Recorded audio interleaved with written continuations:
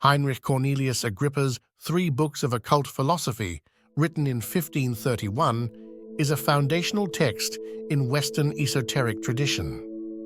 Book 1 explores natural magic, focusing on the magical properties of elements, plants, and animals. Book 2 delves into celestial magic, examining the influence of stars and planets on earthly affairs. Book 3 addresses ceremonial magic, detailing the use of rituals, symbols, and divine invocations to harness spiritual forces. Book 1. Chapter 1. How magicians collect virtues from the threefold world is declared in these 3 books.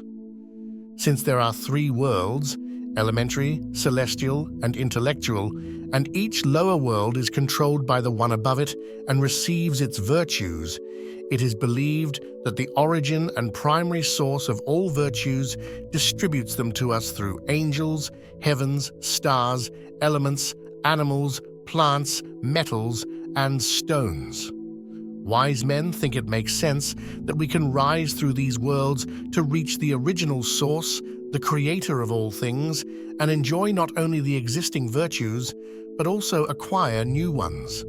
Therefore, they seek the virtues of the elementary world using medicine and natural philosophy, the celestial world through the rays and influences of the stars according to astrology and mathematics, and confirm all these with the powers of various intelligences through sacred religious ceremonies. I will explain this process in 3 books.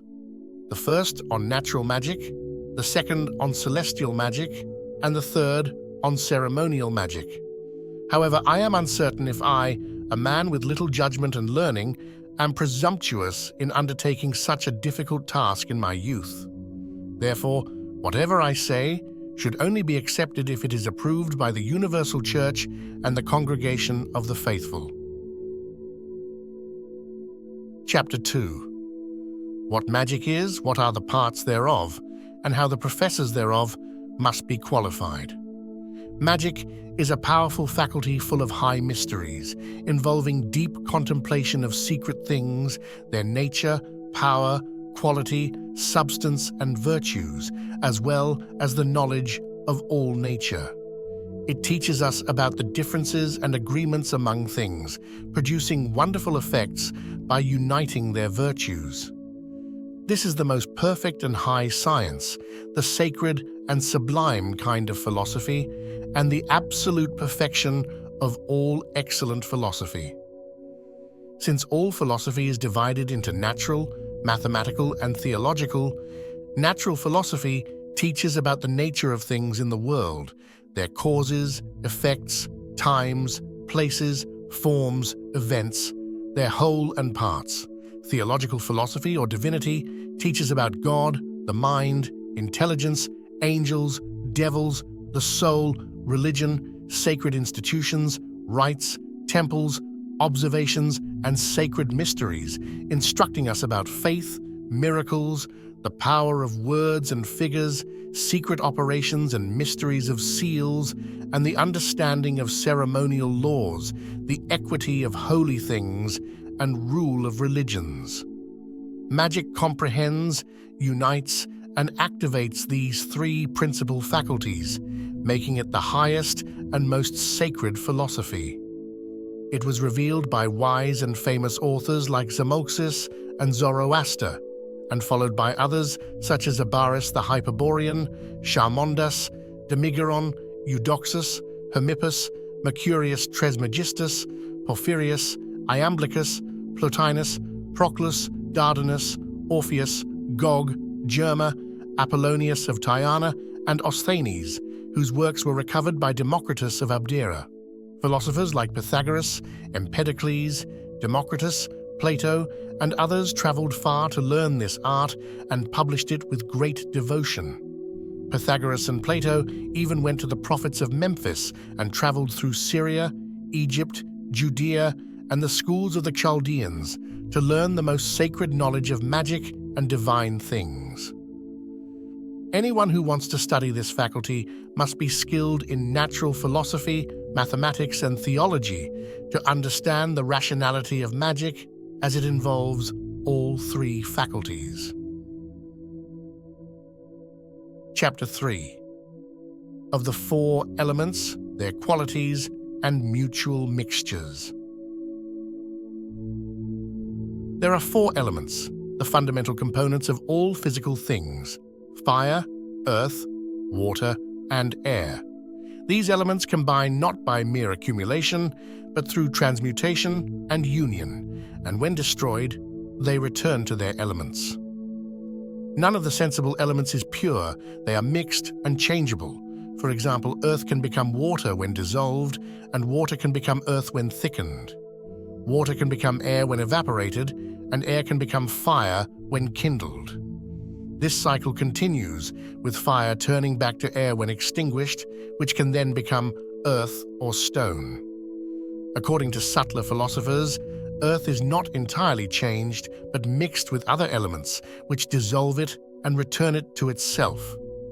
Each element has two specific qualities. Fire is hot and dry, earth is dry and cold, water is cold and moist, and air is moist and hot. The elements are contrary to each other based on these qualities: fire to water and earth to air. Additionally, some elements are heavy, earth and water, while others are light, air and fire, with Stoics calling the former passive and the latter active. Plato assigned three qualities to each element. Fire is bright, thin, and active. Earth is dark, thick, and passive. Air borrows thinness and activity from fire and darkness from earth. Water borrows darkness and thickness from earth and activity from fire. Fire is twice as thin as air, thrice as active, and 4 times as bright. Air is twice as bright as water, thrice as thin, and 4 times as active.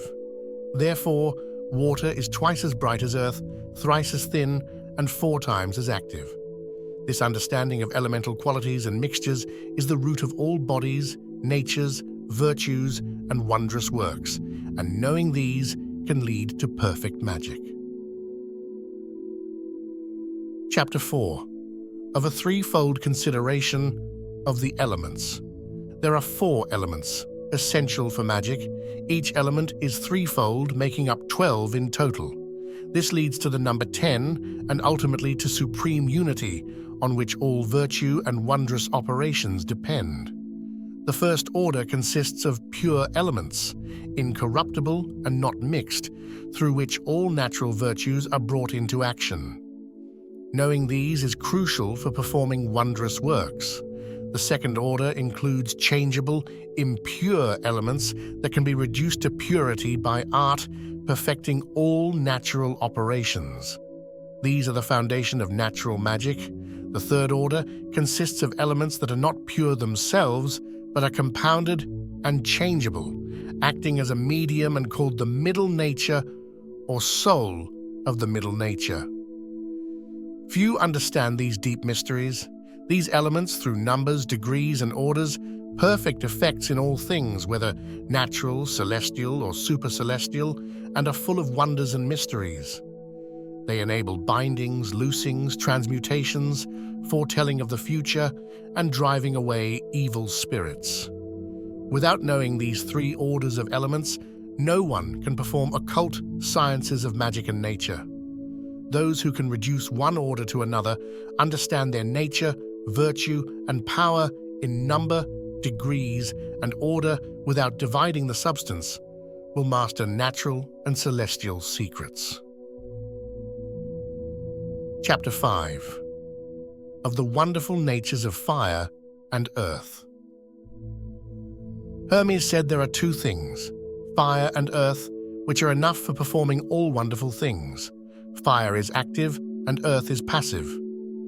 Dionysius said, fire is bright, present in all things, but also hidden and unknown. When alone, it is boundless and invisible, self-sufficient for its actions, movable and yielding to everything around it, renewing nature, enlightening, and never comprehended by other lights. Fire is clear, separated, leaping, always moving upward, quick, raising motions, encompassing others without being encompassed, self-increasing and powerful. Fire is both destructive and productive, found in stones, struck by steel, earth, which smokes when dug up, water, heating springs and seas, and air, which sometimes burns. All living things and plants are preserved by heat. Fire has two properties: the heat that makes things fruitful and light that gives life. In the infernal world, fire is parching and dark, making things barren. Celestial fire drives away dark spirits, and earthly fire does the same because it resembles the superior light and represents the true light of the world. The first wise religious leaders mandated that all divine worships include lighted candles or torches, following the principle that speaking of God requires light. They used lights to drive away evil spirits during funerals and kept fires burning for holy rites. In the Old Law, sacrifices were offered with fire, which always burned on the altar, a tradition maintained by Roman priests. Earth is the foundation of all elements, receiving celestial rays and influences, containing seeds and virtues of all things, and being the source from which all things spring. It brings forth plants, animals, and minerals, becoming fruitful through other elements and the heavens. Purified earth brings forth life and secrets. It is the first matter of creation and a true medicine for restoration and preservation. Chapter 6. The wonderful natures of water, air, and winds. The other two elements, water and air, are just as powerful as the previous ones. Nature works wonders in them as well. Water is so necessary that no living thing can survive without it. No herb or plant can grow without being watered. Water contains the vital force for all things, especially animals, whose seeds are watery. The seeds of trees and plants, though earthy, need to be soaked in water to become fruitful, whether from the earth's moisture, dew, rain, or any other water. Moses wrote that only earth and water can bring forth a living soul, attributing a twofold creation to water: things swimming in water and things flying in the air above the earth. Water is so effective that even spiritual regeneration requires it, as Christ told Nicodemus. It is also vital in religious worship for purifications, and its necessity is equal to that of fire. Water sustains, generates, nourishes, and increases all things, leading Thales of Miletus and Hesiod to say that water is the beginning and most powerful of all elements because it dominates the others. According to Pliny, water swallows earth, extinguishes flames, rises into clouds, and falls back to nourish the earth. Many wonders are done by water, as written by Pliny, Solinus, and others, and mentioned by Ovid. Josephus tells of a river between Arsia and Raphania in Syria that runs fully on the Sabbath day, but suddenly stops for the other 6 days, allowing people to cross it dry-shod. On the 7th day, the water returns abundantly, so locals call it the Sabbath Day River. The Gospel mentions a sheep pool, where whoever steps in first after an angel troubles the water is healed of any disease. A spring of the Ionian nymphs in the village of Heraclea near the river Citharon cures diseases. Pausanias reports that in Lysias, a mountain in Arcadia, there is a spring called Agria. When the region faces drought, Jupiter's priest prays at the spring, holding an oak bough, and the waters trouble, sending vapors into the air that form clouds and then rain, watering the land. Rufus, a physician of Ephesus, and other authors wrote about the wonders of water. Now, let's discuss air. Air is a vital spirit that passes through all beings, giving life and substance to everything, binding and moving all things. Hebrew scholars don't count it as an element, but as a medium connecting things, like the resounding spirit of the world's instrument. Air receives celestial influences and communicates them to other elements and mixed bodies. It also acts like a divine mirror, reflecting all natural and artificial things, as well as all kinds of speech. Air carries these impressions into the bodies of men and animals, influencing them both awake and asleep, causing dreams and divinations. For instance, a person passing by where someone was slain might feel fear because the air is filled with the dreadful essence of the murder, which influences their spirit. Philosophers believe that air causes dreams and other mental impressions by carrying images and sounds to the senses and then to the soul, which expects them and is informed by them. This transmission can happen without any spirit, purely naturally, within 24 hours, as even Abbot Trithemius knew and practiced. Reflected images and sounds can appear in the air, causing visual and auditory phenomena such as the appearance of castles or people in clouds or an echo. Winds come from the air, stirred and moved. There are 4 principal winds from the 4 corners of the heavens: Notus from the south, Boreas from the north, Zephyrus from the west, and Eurus from the east. Pontanus summarizes them in his verses. Boreas is cold and fierce, Notus is warm and moist, Zephyrus is soft and brings spring, and Eurus is cloudy and wet. These winds have distinct characteristics, as described by Ovid, with Notus bringing rain and Boreas causing frost. Zephyrus brings flowers and new growth, while Eurus brings clouds and dampness. Chapter 7. The kinds of compounds and their relation to the elements, and the connection between the elements, soul, senses, and dispositions of men. After the 4 simple elements come the 4 kinds of perfect bodies made from them: stones, metals, plants, and animals. Although all elements contribute to their creation, each of these bodies primarily resembles one element. Stones are earthy because they are heavy and hard. Metals are waterish since they can be melted, as chemists and naturalists confirm. Plants need air to grow and thrive. Animals have a fiery nature and need fire to live, as they die when it is extinguished. Each kind of body is further divided based on the degree of elemental influence. For stones, earthy ones are dark and heavy, waterish ones are transparent like crystal and pearls, airy ones float on water like pumice, fiery ones produce or contain fire like thunderbolts. For metals, lead and silver are earthy, quicksilver is waterish, copper and tin are airy, gold and iron are fiery. In plants, roots are earthy, leaves are watery, flowers are airy, and seeds are fiery. Plants are also classified as hot, cold, moist, or dry, reflecting the elements. Animals can also be categorized by the elements. Earthy animals live underground like worms. Watery ones are fish. Airy ones need air like birds. Fiery ones live in or near fire like salamanders. Animal parts correspond to elements too: bones to earth, flesh to air, vital spirit to fire, and humors to water. Humors also align with elements: yellow collar with fire, blood with air, phlegm with water, and black collar with earth. The soul is divided similarly. Understanding is fiery, reason is airy, imagination is watery, and senses are earthy. The senses also align with elements. Sight is fiery, hearing is airy, smell and taste are watery, and touch is earthy. Human actions are influenced by the elements.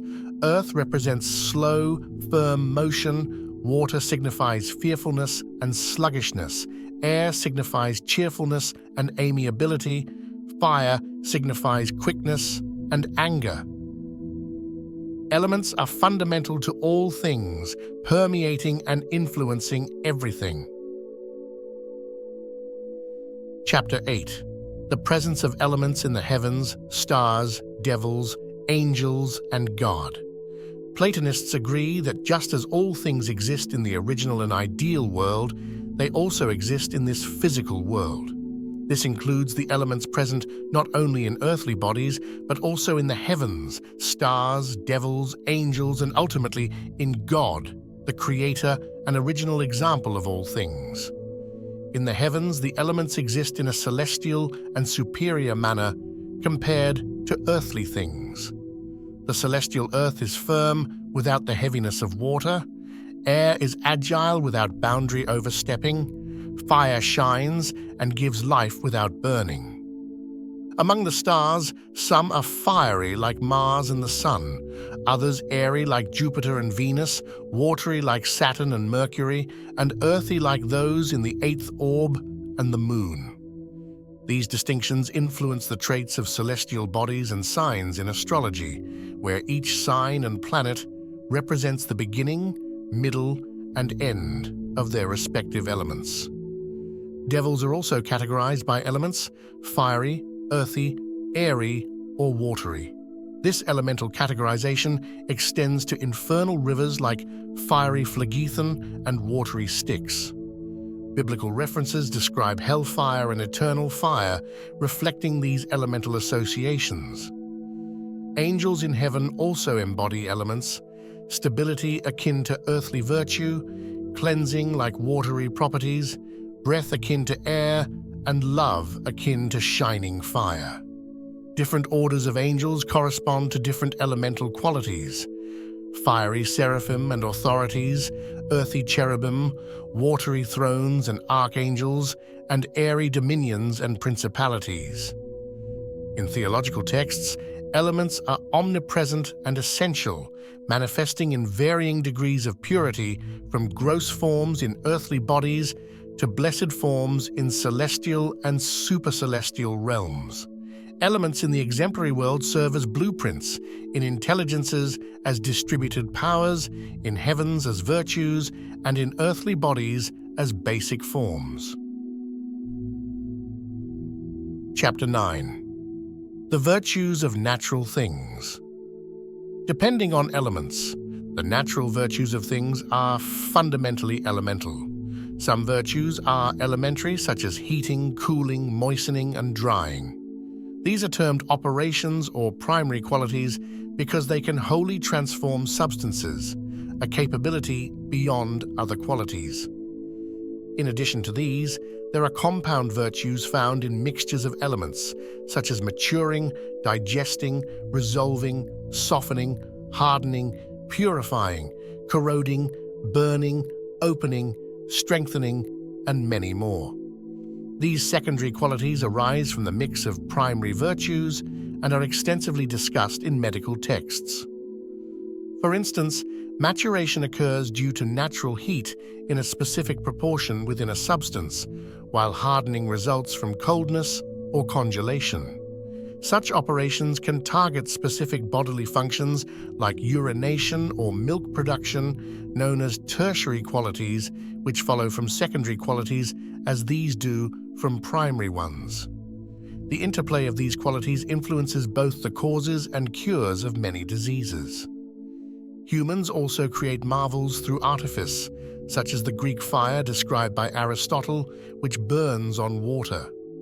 Similarly, there are fires extinguished by oil or ignited by cold water, and even fires kindled by rain, wind, or sunlight. Another example is burning water, a concoction that consumes only itself.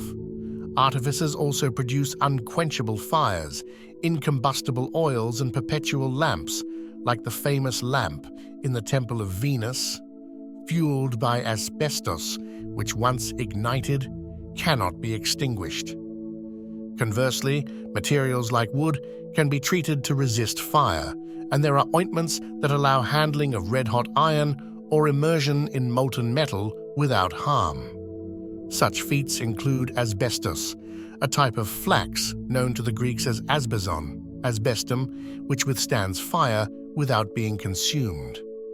Anaxilaus even claimed that a tree wrapped in asbestos could be felled without audible sound from the axe blows. These examples illustrate the remarkable effects achieved through the understanding and manipulation of elemental virtues in natural and artificial creations.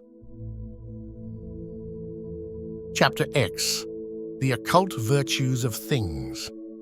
Beyond the elementary virtues lie other qualities in things, such as the ability to expel poison, drive away harmful vapors from minerals, or attract iron and other substances.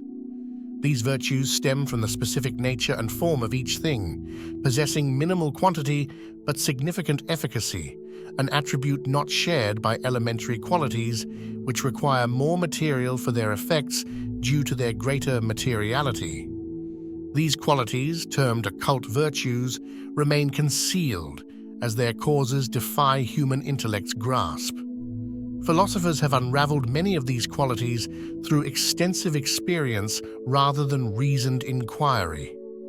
Just as food is digested in the stomach by heat, whose mechanism is known, but whose hidden virtue remains obscure, distinct from mere thermal action as evidenced by food's digestion occurring internally rather than beside a fire, so too do natural things harbor concealed virtues that astonish and elude understanding. For instance, ancient accounts speak of the phoenix, a singular bird that regenerates itself, a marvel beyond comprehension. Similarly, tales abound of creatures like Matreus's self-consuming beast and fishes unearthed from the ground, phenomena noted by Aristotle, Theophrastus, and others. Pausanias documented singing stones, and the ostrich's ability to digest iron without harm baffles natural understanding. The Echinus fish reputedly calms storms and stills ships with a mere touch, defying even the strongest gales. Salamanders and crickets reputedly thrive in fire without harm, akin to a bitumen that protected Amazonian weapons from both sword and flame, and allegedly coated the gates of Caspia. This same substance supposedly bound Noah's Ark, surviving millennia on Armenian mountains. Such marvels, though seemingly incredible, are substantiated by empirical evidence.